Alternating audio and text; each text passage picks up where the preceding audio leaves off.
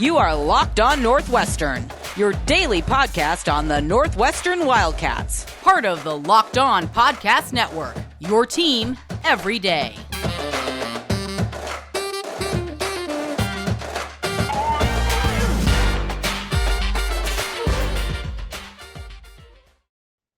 Welcome in, folks. We have a crossover Locked On Northwestern Wildcats and Locked On Golden Gophers.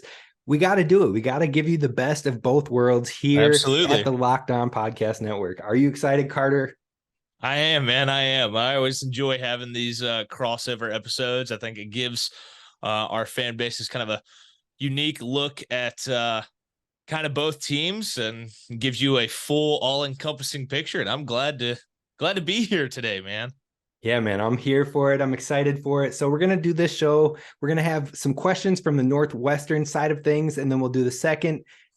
We'll do the reverse, vice versa, and get it both ways. So let's kick this thing off. Let's dive in. All right. Well, I guess I'll start first, then I'll ask some questions here. And kind of want to start out like this season feels so interesting for Minnesota because it started so red hot and blowing the doors off everybody. Then you kind of got in that little rut in the middle, and then you figured it out here the past couple weeks. Maybe last week wasn't the prettiest of wins. Kind of where are Minnesota fans right now? What's the temperature of how this season has gone?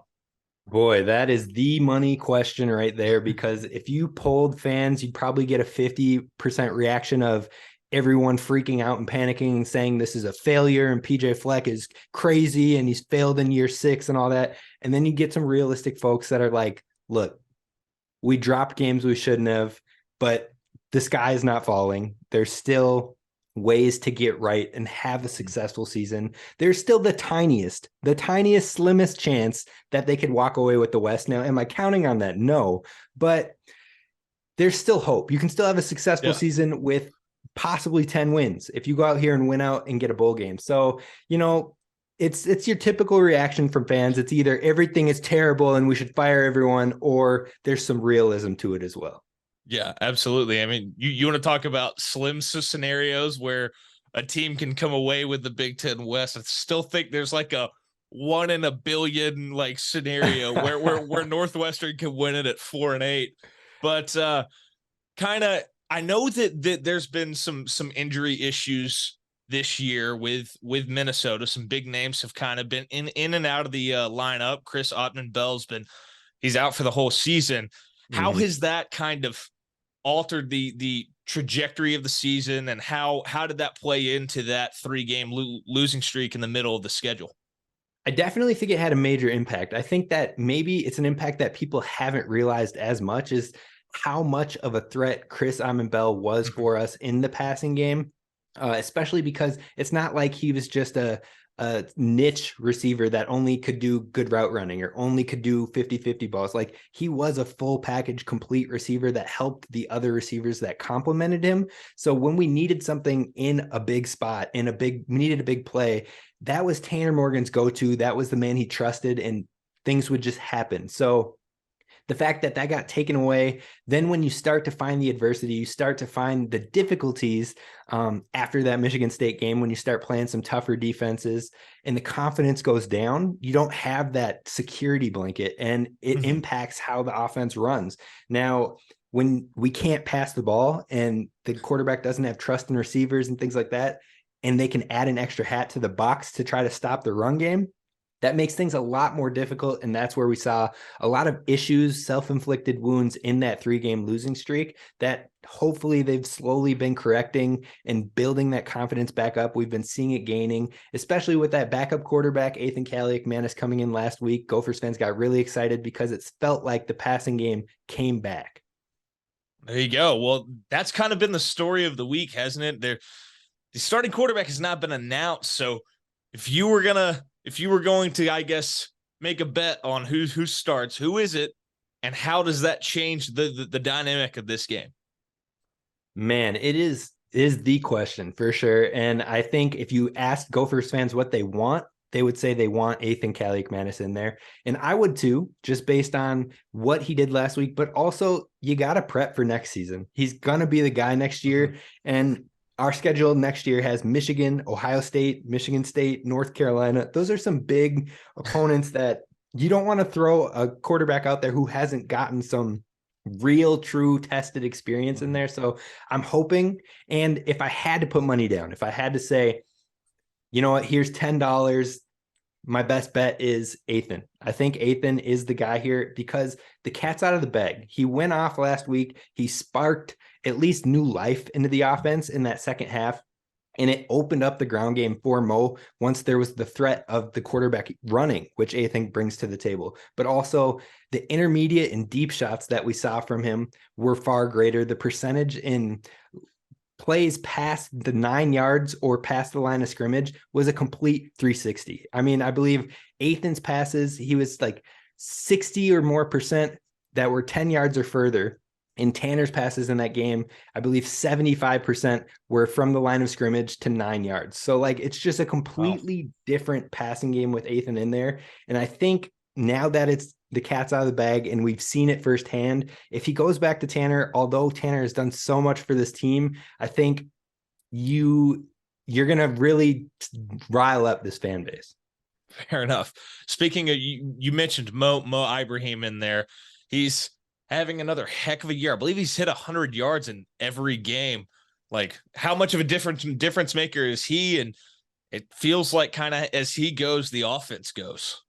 Oh, absolutely. Mo being back from that Achilles injury has been major for this team. I like to call him Mamba Mo. He came back from the Achilles just like Kobe Bryant did. So that's how important he is to this team. How Kobe was to the Lakers, that's how important Mo Ibrahim is to this offense, because running in the ground and pound game is the heart of this team. Yes, you want to get more vertical passing game going to open that up, but when it comes to what PJ Fleck's team has been in his time, it's the run game, it's ground and pound, and Mo just does it different.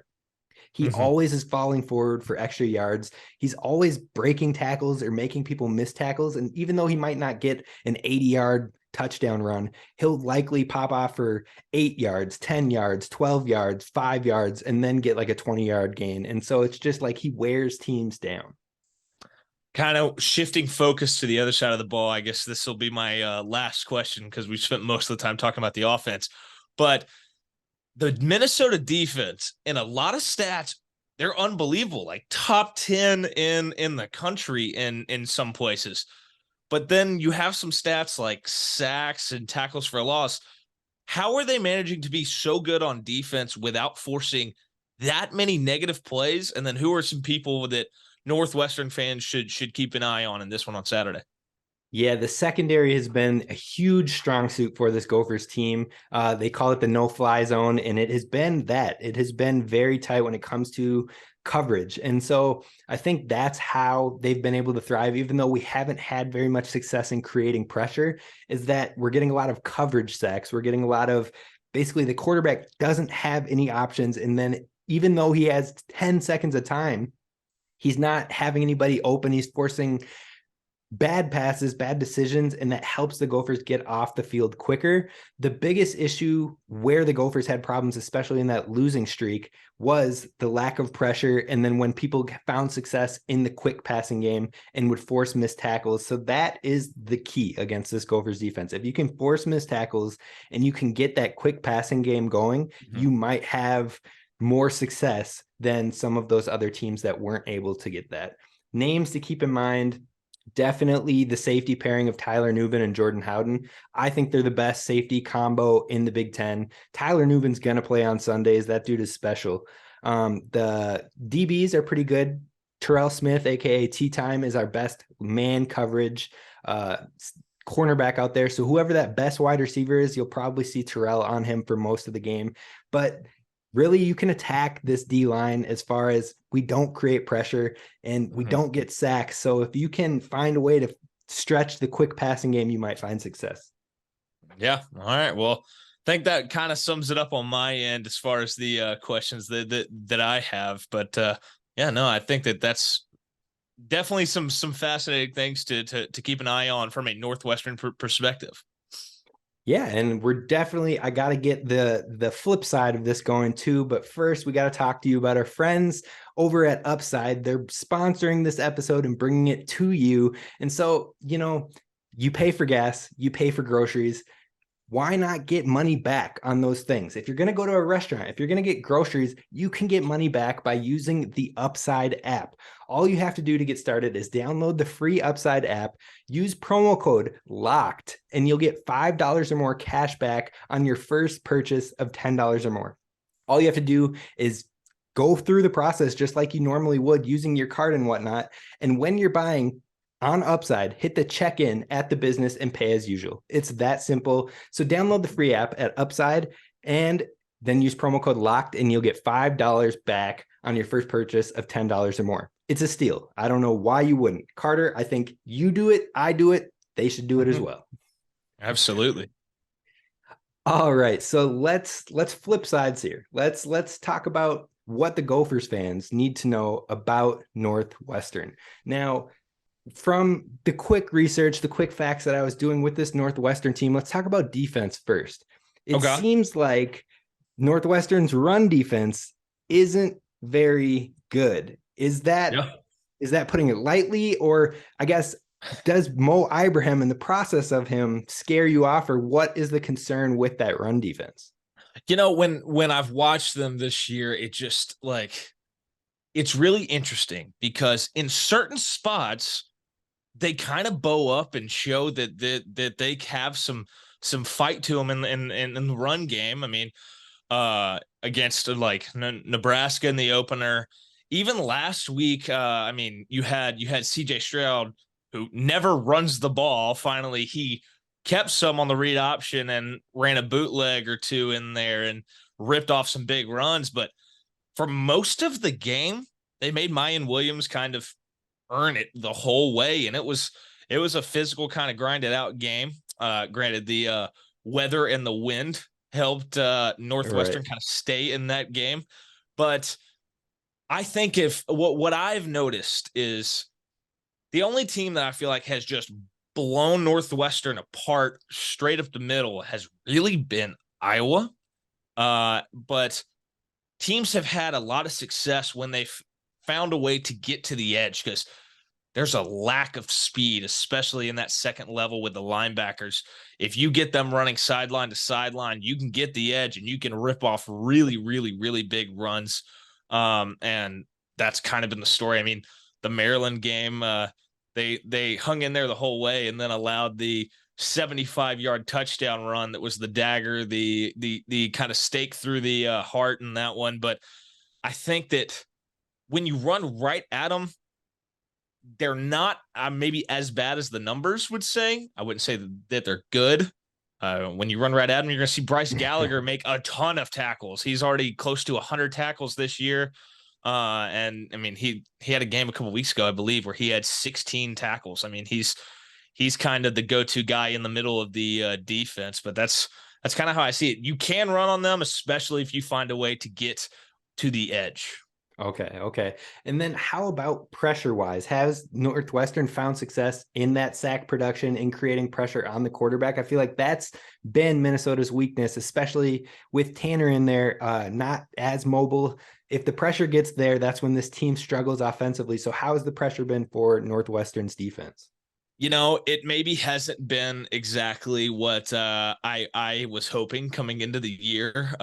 Adetomiwa Adebawore, he made Bruce Feldman's freaks list, and I would have thought he would have maybe posted a number closer to like 7 sacks, but he's sitting at 4. He's probably the best at coming off the edge, but at times it feels like he tries to kind of go power rush moves and maybe doesn't get as far against some really big tackles. And then you've got Ryan Johnson second on the team with just 2 sacks, so there's not a lot of sack production. It's pretty similar to Minnesota. I think I was looking at the stats yesterday, I believe, and not a lot of sack production. The linebackers have a few, and then you have Cam Mitchell, the star corner, kind of he has one as well on a blitz, but the defensive line, not a lot of production in terms of sacks at all. And that's music. That's music to any Gophers fans' ears. That's what we want to hear. So it's a weakness at least for sure. You're taking some stress off of the fans' hearts over here. But let's flip to the offense. We have to talk about the Minnesota native running back, Evan Hull. It seems like he absolutely was going ballistic to start the season, and it seems like it might have slowed down over the course. What's going on with the run game, and what are you expecting coming into this one? Well, they're going to feed him because he's far and away the best player on the offense. His start was blazing, absolutely blazing. It was really fun to watch. He was good in week 0. He was good in week 2 against Duke. Actually, against Duke, he had one of the weirdest stat lines I've ever seen. I think he had like 17 rushes for 65 yards, and then maybe he had a touchdown if I recall, but he had 14 receptions for 213 yards in that game. And literally, they just decided, okay, we're going to throw it to Evan Hull almost every play, and he put the team on his back, brought him all the way back from a 21-0 deficit, and then my heart broke for him. He's diving across the goal line to tie the game as time expires, and he fumbles at the half-yard line into the end zone, and Duke fell on it to seal that win. And that's, I mean, to be honest with you, that's kind of the story of the offense. The offense finds a way to have really inopportune turnovers. And when they happen, they kind of happen in bunches. They've had a fumbling issue this year for sure. But really what kind of stalled it out was when Ryan Helinski started really, really well. When against Nebraska in that game in Dublin was the best that we'd seen him. And then even against Duke, it was pretty good. I mean, and so you had this feeling of, even when he was at South Carolina, even in year 1 at Northwestern, this was a version of Ryan Helinski we had not seen. He was comfortable back behind the offensive line. He had time. He was going through his progressions. He was on time, on target. He even talked about how there was like no stress back there for him. And then the Southern Illinois game happened against a defense that to that point was allowing 380 passing yards a game. And he was just rattled. And the passing game has never really been the same since that point. That was definitely my question, because I feel like if you look at where Northwestern's passing offense ranks within the country, it's higher than I was expecting. But does that come from that early success then? Because definitely. I think a decent amount. I mean, at one point, I think through maybe 3 or 4 weeks of the year, they were number 1 in the country also in plays run. They were running like 87 or 89 plays a game. So they at least give Northwestern some credit. They were trying to change the identity of what the offense has been for so long. And Helinski, I mean, he threw for 300 plus yards against Nebraska. He threw for 400 plus against Duke. And then he kind of came crashing down to earth, started turning the ball over a bunch. And that's when they turned the reins over to Brendan Sullivan, who he may not be as true of a pocket passer, but when he does throw it, he's been pretty decent. I don't think he's a guy you're going to see go out there and throw for 300 yards, but he is more of a dual threat guy. And then, of course, last week, the run game got going again because they ran Wildcat for what felt like 80% of the offensive snaps. And it was every snap, Brendan Sullivan was under center, it felt like, and then he would sprint out to the receiver spot, and it'd be a direct snap. And look, I mean, they're going to run the ball a ton. It may not have a lot of success, but they know Evan Hull is the best player on the offense. They know Cam Porter is a guy that they like a lot. Even Andrew Clare, the 3rd string running back, he's a captain on this team. He's a guy that in different moments this year has had a little bit of success. This offense runs through the running backs and this offensive line that's shuffled around, but does have a decent amount of experience up front.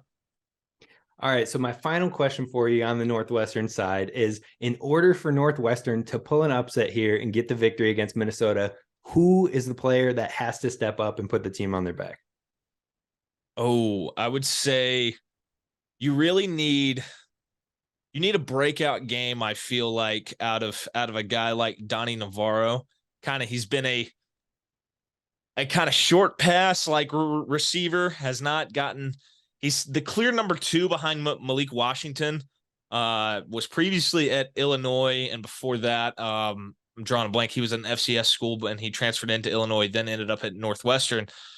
He's somebody that he's gonna be back there in the return game, returning punts.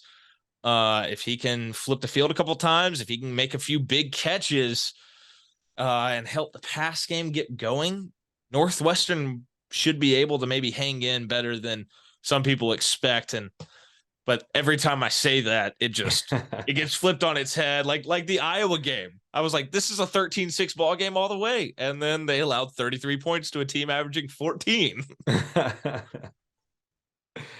But yeah, I mean, that's kind of the story with this team, is that you get an inconsistent week-to-week performance. When they show up, they can fight with you for 60 minutes, but have really forgotten how to win a game since August.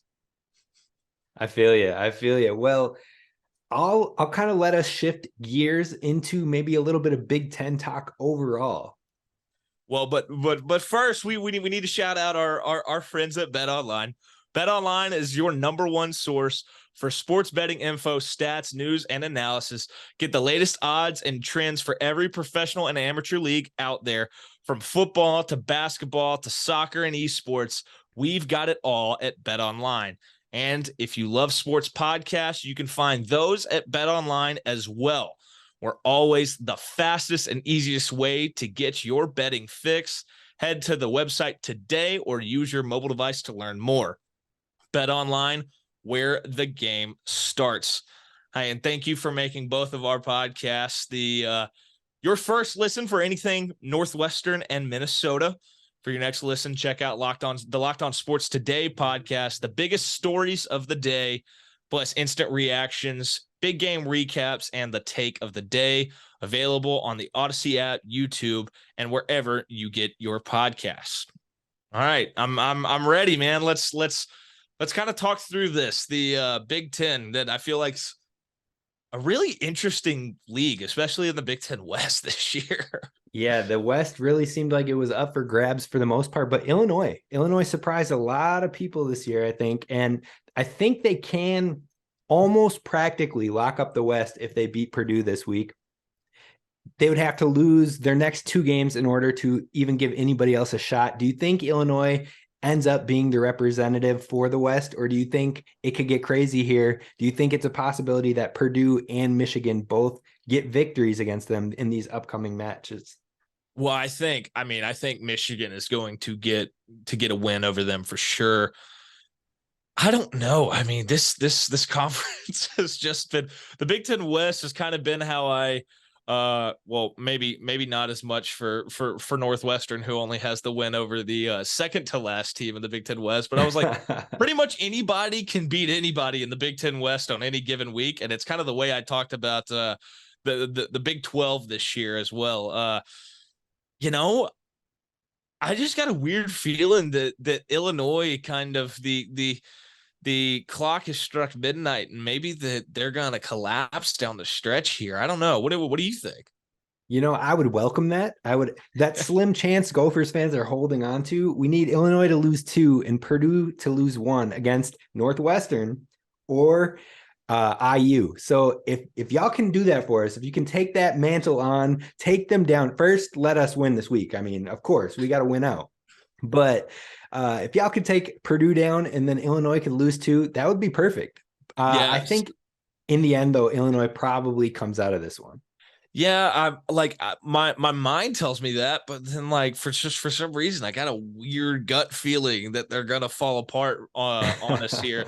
But I mean, yeah, y'all obviously have a better chance of making the championship game. I think there's literally everybody has to lose in very specific manners, and Northwestern has to win out, and then there's a scenario where they can get in the Big Ten championship game at 4-8, and I think in that scenario, I was playing it out in my head just for fun. Like, if they go 4-8 and win the Big Ten and then are 5-8, they don't go to a bowl game.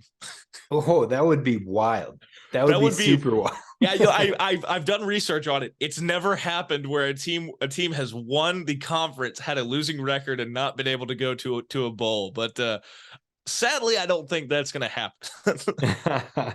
All right, flipping it to the East then. Who do you think comes out with the crown in the East? Do you think it's Ohio State or do you think it's Michigan? I think it comes down to that final week game probably. So absolutely, what are you thinking? absolutely. You'd have to have some sort of epic collapse by both of them for it not to come down to them. I have talked myself back and forth on the Ohio State Michigan thing. Part of me wonders if Michigan's just still built this year to give Ohio State major issues, but at the same time, we haven't really seen a full strength Ohio State at any point this year. Mm-hmm. If they get Jackson Smith and Jigba back, well, now you've got 2 first-round guys on the outside. You've got a bunch of running backs who are really, really good, and you've got a potentially Heisman winning quarterback, although he may have cracked the door weirdly enough. So I got my other degree from Auburn, and weirdly enough, he cracked the door for freaking Bo Nix to win a Heisman, which is just the most nuts thing ever. But yeah, no, I'm going to go Ohio State because I think they get healthy, and I think that there's revenge on the brain in that game. And I think that they may try to get some payback. How about you? How do you see this playing out? I'm going to actually run with Michigan on this one. I didn't think I would catch myself saying that, but I feel like Ohio State has had little flashes where they've shown there can be some chinks in the armor. Mm-hmm. And I think Michigan is the team that can capitalize on that. I feel like Michigan's played in some close ones in the halves against Rutgers, like we saw, against Penn State, like we saw. And then all of a sudden, Rutgers, that second half, 38-point second half where they got blown out. That second half in both of that Penn State and the Rutgers games just absolutely blew the doors off. So I feel like they're really good at adjustments in that second half. And I think that game might come down to who can make the best adjustments. You know, what's crazy? I didn't realize this until I saw it today. Ohio State has yet to play a single score game all year long. That's not wild. A single one has been within a single score. And I think at some point a close game's got to catch them, right? Right, exactly. And they haven't had to handle that. So that's another point of maybe that just becomes too much for Ohio State. Fair enough. Right, I think that's a pretty good pick. I want to ask one question to you real quick, and we can kind of wrap this thing up, even though we could go for hours on this. We could probably go for hours on Big Ten talk, but you'll have to listen to Locked On Big Ten for all of that. The question I have for you is, the season's been rough, and there's been a couple of those for Northwestern. Are you still fully behind Fitzgerald as the coach, or do you think it's time for them to at least open discussion for anybody else? I mean, there might be discussions, but I come back to coming into the year, my thought process was Fitz. This is the hardest place to win in the Big Ten. It's the hardest place for a multitude of reasons. The biggest one for me, as someone who's also worked in this space as well, Northwestern's the only team in the Big Ten that does not have an NIL collective currently. And you can't survive in the current collegiate sports space without one. I think he's a top 15, top 20 coach. And if they got rid of him, who do they turn to? And who's going to do a better job? I think there's going to be extensive changes on the staff. Mm-hmm. But to me, it would be foolish to get rid of the guy who's literally been the best coach in the history of the program. I think there's 5 total 10-win seasons in Northwestern's history. 3 have been with Fitz as a coach. 1 has been with Fitz as a player. This guy is Northwestern football. If you get rid of him, what's the plan? And I don't think that there would be one. And that's why I think he's going to stay. What about you? How do the fans at Minnesota kind of feel about PJ Fleck? I know you said that it's a little up in the air. Worst case scenario, best case scenario, what are the 2 options here? If you look at what PJ Fleck has been doing for the Gophers, he's been building this program up and he's changed the expectation. The team expects to try to get that division title now. Mm-hmm. You couldn't have said that prior to PJ Fleck. We're trying to get bowl game eligible times before that. The team has 14 plus players in the NFL in the last 4 drafts. Like, the development and the progress is there. The recruiting classes might not be top 20 right now, but it's building and it's growing. So the expectations have changed, and fans are getting impatient now because now they want Big Ten conference championships and they want to be the contender, which I understand. But at the same time, this point you said about Fitzgerald is very similar to PJ Fleck for me, of who are you going to find that wants to be here in Minnesota, wants to stay, and is not going to get pulled away by the money, that will do better. I just don't see it out there. I think that what he's doing and what he's building is great for the program, and it's putting Minnesota at least on the map, and we're getting more looks in different areas. So I'm all for keeping him. I'm all for supporting him and watching it continue to build.